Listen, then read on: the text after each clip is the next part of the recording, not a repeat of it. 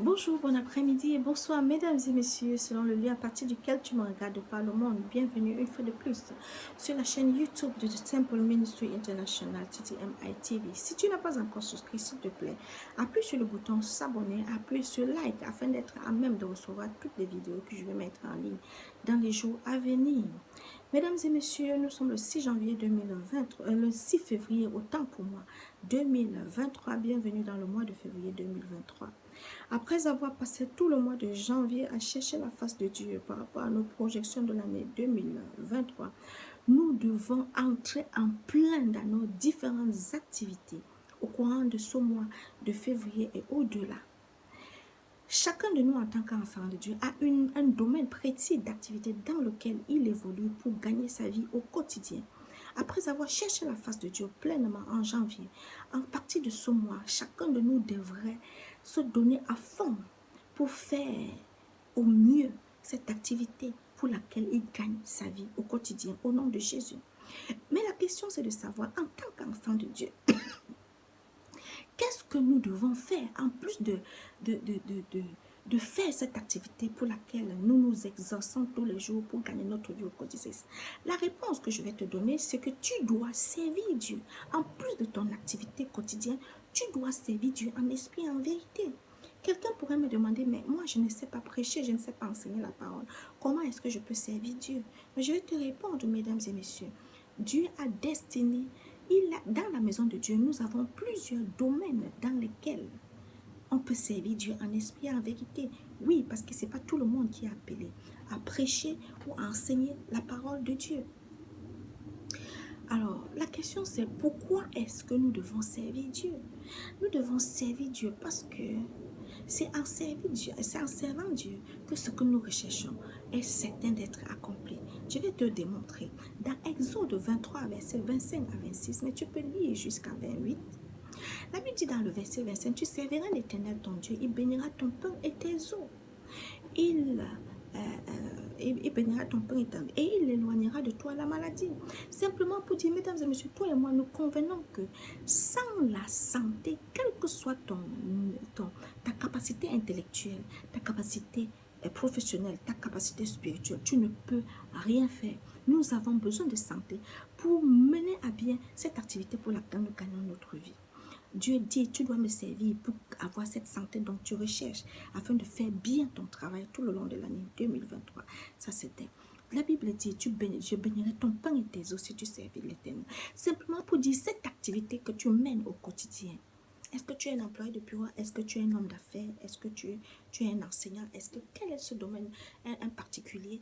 Quel que soit le domaine dans lequel tu évolues, Dieu dit, tu le serviras. Si tu le sais, il bénira cette activité. Tu réaliseras des exploits dans cette activité. Donc, si tu veux te voir réaliser des exploits dans ton secteur d'activité, du moins le secteur d'activité dans lequel tu évolues, c'est Dieu en esprit et en vérité.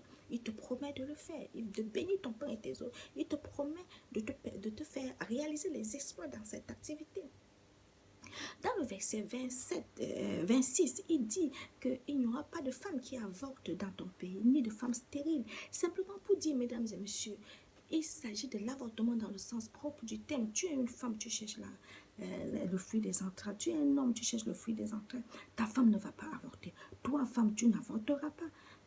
Quand tu as une grossesse quelconque, quand tu as une grossesse au courant de l'année, il n'y aura pas de femme stérile. Non, si tu cherches le fruit des entrailles, tu dois avoir cet enfant que tu recherches au courant de l'année, si tu sais Dieu en esprit et en vérité. Dans le sens figuré du thème, ça voudrait dire que quelle que soit l'activité que tu entreprends, tu n'échoueras pas. Cet échec que les hommes connaissent souvent, tu ne connaîtras pas l'échec dans quel que soit ce que tu entreprends tout le long de cette année. Si tu sais Dieu, tu ne connaîtras pas l'échec. La stérilité, ça veut dire que rien ne marche. Non, tout va marcher dans ta vie parce que tu sais Dieu. Ça veut dire que tu seras fécond. La stérilité, dans le sens figuré que dans le sens propre du terme, là, ce ne sera pas ton partage. Ça veut dire que tu seras fécond dans l'œuvre de tes mains, dans ton emploi, dans tes affaires, dans ta carrière professionnelle, dans tes finances, dans ta santé, dans ton mariage, dans la santé et l'éducation de tes enfants, dans ta destinée. Ça veut dire, oui, si tu sais Dieu en esprit, en vérité, tout le long de cette année, il dit qu'il prolongera tes jours, mesdames et messieurs. Ça veut dire que tu ne connaîtras pas la mort prématurée. Oui, tu ne connaîtras pas la mort prématurée, quel que soit le domaine d'activité dans lequel tu évolues. C'est Dieu en esprit et en vérité, comme nous le disons tantôt, et tu ne vas pas expérimenter la mort prématurée, ni cette année, ni dans les années à venir. Au nom puissant du Seigneur Jésus-Christ, mesdames et messieurs, la question c'est dans quel domaine est-ce que nous devons servir Dieu? Si nous ne connaissons pas prêcher, mesdames et messieurs, si tu as la passion pour la parole de Dieu, entre dans l'équipe de l'évangélisation, va au moins 2 fois par semaine, aller annoncer la bonne nouvelle aux perdus dehors et invite-les à l'église pour le salut de leurs âmes. Si tu as une belle voix pour chanter, entre dans l'équipe, dans la chorale et séduis avec ta belle voix. Si tu aimes la propreté dans l'église, entre dans l'équipe du sanctuaire et assure-toi que l'église est constamment propre toutes les semaines. Si tu aimes la décoration, entre dans l'équipe de décoration et décore l'église, rends l'église belle chaque fois, avant qu'on ne vienne faire des services en semaine. Si tu aimes l'ordre, entre dans l'équipe de placeurs dans l'église et sois celui-là qui montre aux uns et aux autres où s'asseoir, mets de l'ordre dans l'église. Si tu aimes la sécurité, entre dans l'équipe de la sécurité et sois le gardien des biens des enfants de Dieu qui viennent chercher la face de Dieu en milieu de semaine ou le dimanche. Si tu aimes prier, mais entre dans l'équipe de l'intercession et prie pour l'église, pour les pasteurs, pour les enfants de Dieu qui sont là, pour tout ce qui concerne l'église. Mesdames et messieurs, mais si tu n'as pas le temps pour faire tout ce que nous venons de dire tantôt, mais c'est Dieu avec tes finances, c'est Dieu avec tes finances. N'oublie pas, l'évangile est gratuit, mais l'évangélisation. Écoutez, on a besoin de vos ressources financières pour faire avancer l'œuvre de Dieu. Donc, si tu n'as pas le temps, c'est Dieu avec tes ressources. Tu es un serviteur de Dieu. Mesdames et messieurs, je prie sincèrement que le Saint-Esprit te donne le don de discernement afin que tu saches exactement dans quel domaine tu devrais le servir tout le long de cette année. Au nom de Jésus, le faisant, mesdames et messieurs, rassure-toi, le profond désir de ton cœur te sera donné. Souviens-toi, il dit dans Jean 15, verset 16, c'est moi qui t'ai choisi pour que tu produises des fruits qui demeurent. Et tout ce que tu me demanderas, je te le donnerai. Simplement pour dire que, mesdames et messieurs, si tu sais que tu es en train de servir Dieu en esprit et en vérité, c'est de façon sincère, dans ce domaine que tu as choisi dans l'église, oui, si tu te rends compte qu'il y a quelque chose qui ne va pas dans un domaine de ta vie, rappelle à Dieu sa promesse dans ta vie. Rappelle à Dieu, surtout si c'est sa volonté, rappelle-lui cette promesse-là. Je te rassure, il va l'accomplir parce qu'il est un Dieu d'alliance. Et ce qu'il dit, c'est ce qu'il fait. Je te le rassure. Ce qu'il dit, c'est ce qu'il fait. Rassure-toi, il dit, sois inébranlable, travaille de mieux en mieux pour l'avancement de l'œuvre de Dieu.